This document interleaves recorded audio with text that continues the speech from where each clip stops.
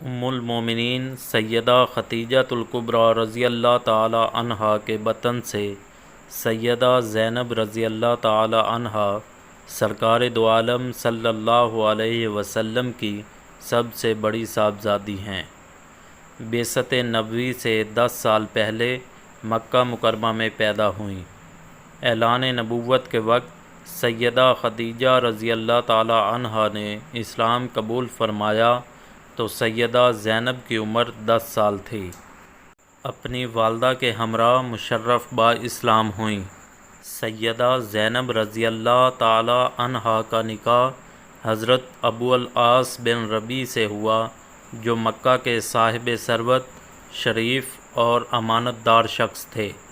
حضرت ابو العاص سیدہ خدیجۃ الکبریٰ رضی اللہ تعالی عنہا کے سگے بھانجے تھے۔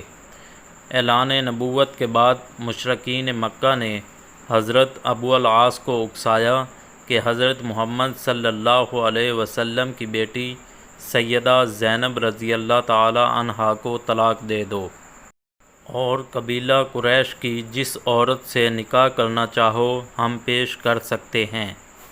حضرت ابو العاص نے سیدہ زینب کو طلاق دینے سے انکار کر دیا۔ شیب ابی طالب میں میسوری کے ایام میں بھی ابو العاص نبی کریم صلی اللہ علیہ وسلم اور دوسرے محصورین کے لیے خوراک کی فراہمی کا بندوبست کرتے رہے۔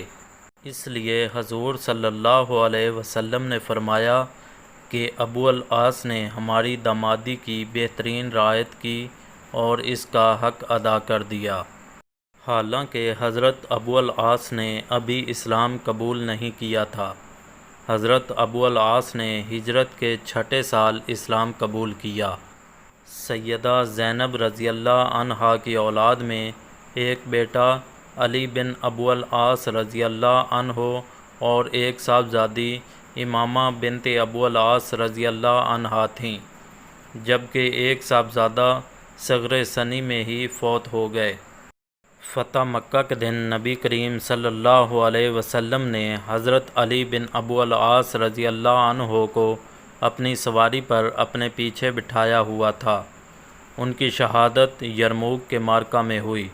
بعض روایات کے مطابق قریب البلوغ ہو کر طبی موت سے وصال ہوا۔ مکہ سے مدینہ ہجرت کے دوران سیدہ زینب رضی اللہ عنہا حبار بن اسود کے نیزہ سے زخمی ہوئی تھیں۔ یہی زخم آپ کی وفات کا سبب بنا۔ اسی وجہ سے بعض اکابرین نے انہیں شہیدہ کے نام سے تعبیر کیا ہے۔ ان کی تجہیز و تکفین کے بعد رسول اللہ صلی اللہ علیہ وسلم نے اپنا تہبند سیدہ زینب رضی اللہ عنہا کے کفن کے ساتھ رکھنے کے لیے دیا۔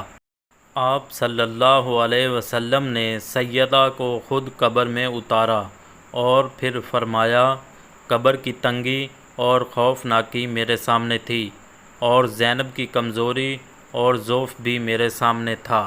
اس بات نے مجھے رنجیدہ کیا، پس میں نے اللہ تعالیٰ سے دعا کی ہے کہ زینب کے لیے اس حالت کو آسان فرما دیا جائے، تو اللہ تعالیٰ نے منظور فرما لیا اور زینب کے لیے آسانی فرما دی۔